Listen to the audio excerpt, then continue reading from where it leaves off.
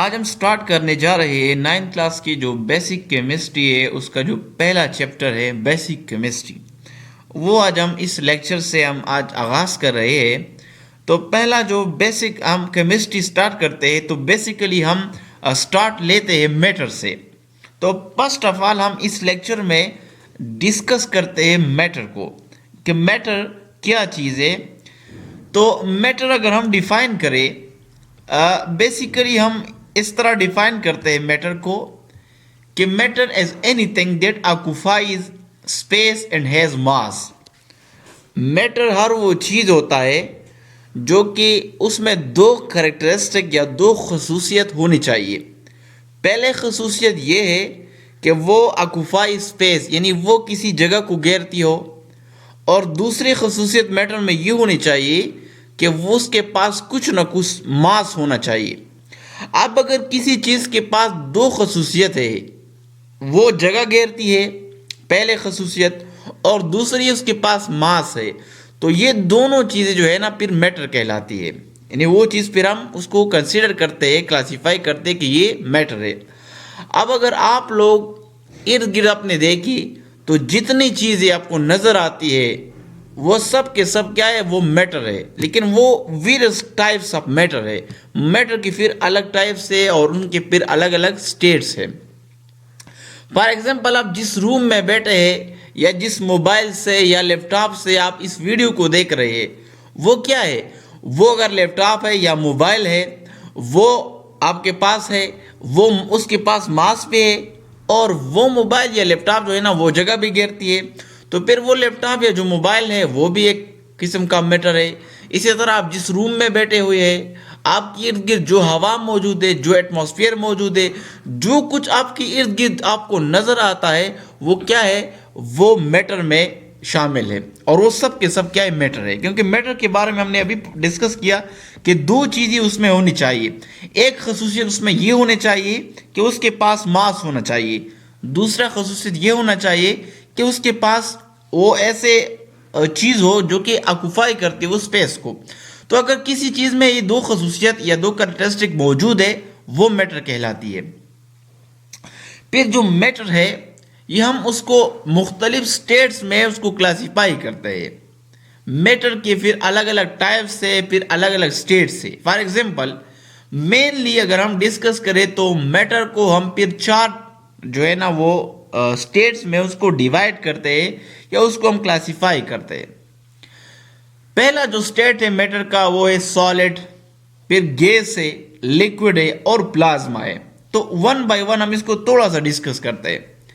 Solid, अगर मैं बात करूं सॉलिड की, एग्जांपल है सॉलिड मैटर की आइस। जो आइस है, बर्फ है, जो आइस है वो क्या है, वो मैटर है। जाहिर बात है वो जगह भी घेरती है और उसके पास मास भी है। लेकिन चूंकि वो एक सॉलिड फॉर्म में, सॉलिड फॉर्म कौन सी स्टेट को कहते हैं, मैटर, उस स्टेट को कहते हैं जिसमें जो मैटर के जो पार्टिकल है वो इतने करीब हो एक दूसरे की कि वो एक खास शेप को अटेन कर ले। उसका मतलब एक स्पेसिफिक क्या हो, फिक्स शेप हो और एक फिक्स वॉल्यूम को एडॉप्ट कर ले।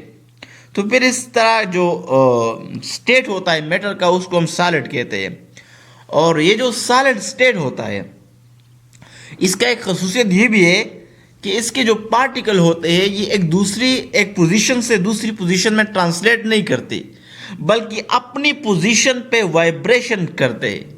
यानी अपनी पोजीशन में फिक्स होते हैं। सिर्फ और सिर्फ इसमें जो मोशन होता है ओनली वाइब्रेट करते हैं, अपनी जगह पे वाइब्रेट करते हैं। तो फिर ये जो स्टेट होता है इसको हम कहते हैं सॉलिड स्टेट। दूसरा स्टेट जो है मैटर का वो है लिक्विड स्टेट। वो है लिक्विड स्टेट। लिक्विड कौन सा स्टेट होता है मैटर का, लिक्विड वो स्टेट होता है, इसके एग्जांपल क्या है लिक्विड का, लिक्विड का एग्जांपल है पानी। जो आपकी इर्द गिर्द जितने पानी है, चाहे वो समंदर का है, घर का है, जिस जगह का पानी है, सोर्स कोई भी हो, वो सब पानी क्या है, वो लिक्विड स्टेट में आते हैं। लिक्विड स्टेट का अगर हम थोड़ा सा डिफाइन कर ले तो लिक्विड स्टेट में जो पार्टिकल होते हैं वो सॉलिड की बनिस्बत इतने क्लोज नहीं होते। तो इस वजह से जो लिक्विड है उसका फिक्स शेप नहीं होता, वॉल्यूम होता है लेकिन पैक्ड शेप नहीं होता।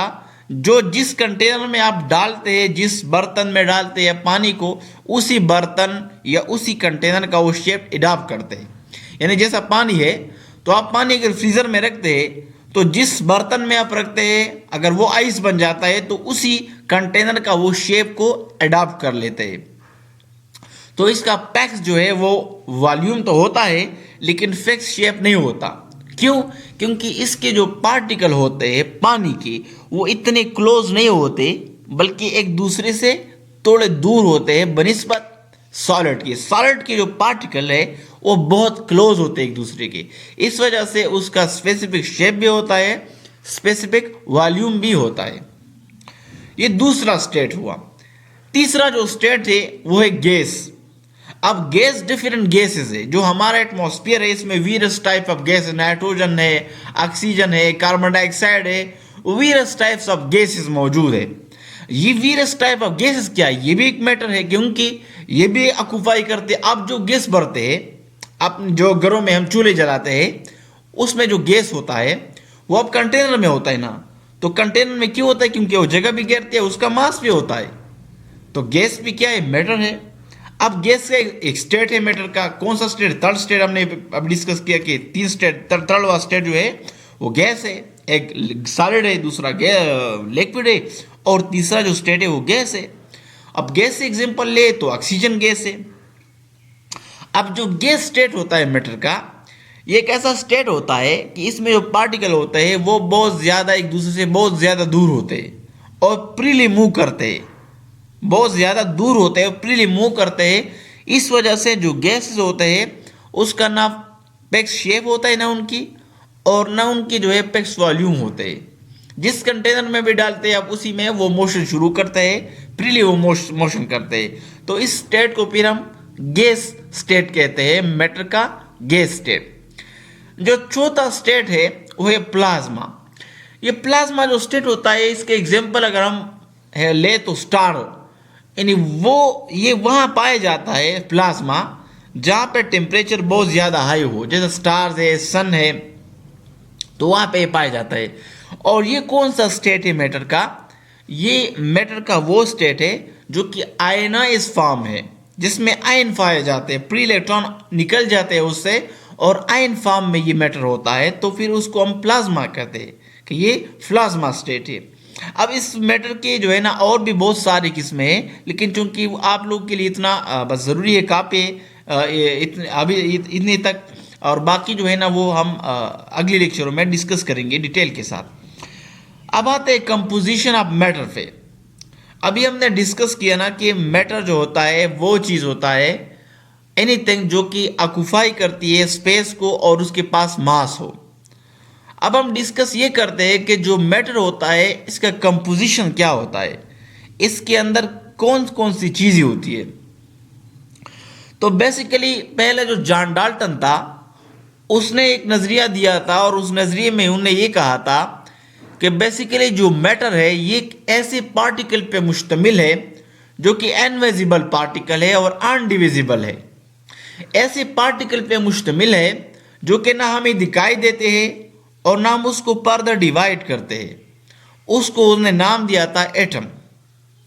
लेकिन बाद में जब रिसर्च आया, बाद में जो लेटेस्ट रिसर्च आया, तो उसमें यह पता चला कि एटम जो है, जो जर्रा है एटम, तो उसने तो नाम दिया था कि बेसिक पार्ट यही है मैटर का जो कि इनविजिबल भी है और इनडिविजिबल भी है। ये नाम इसको फर्दर डिवाइड नहीं करते।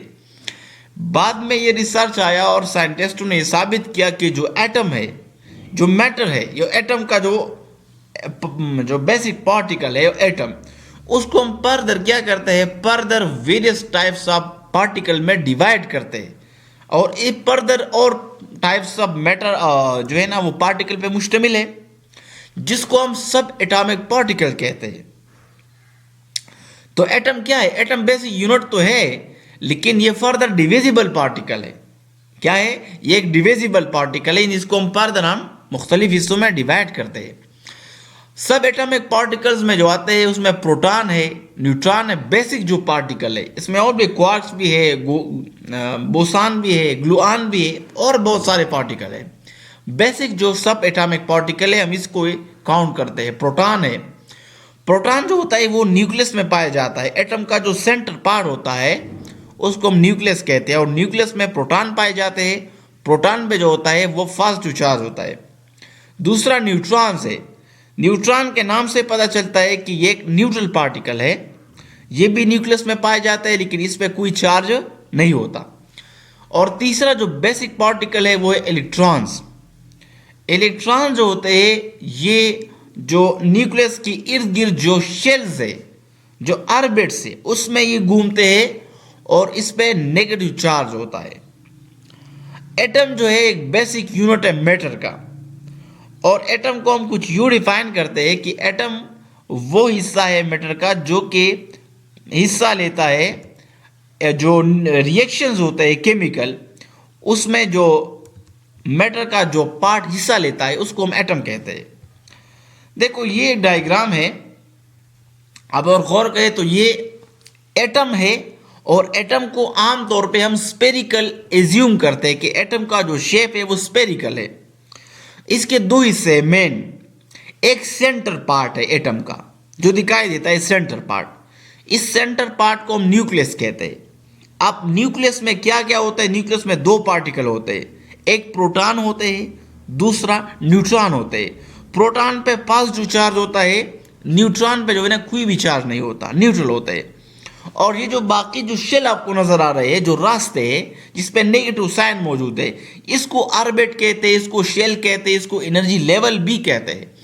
इसमें क्या होता है? इसमें दूसरे जो पार्टिकल है वो इलेक्ट्रॉन वो इसमें मौजूद होता है और इस शेल में क्या करते हैं? वो रिवॉल्व करता है अराउंड इस न्यूक्लियस की।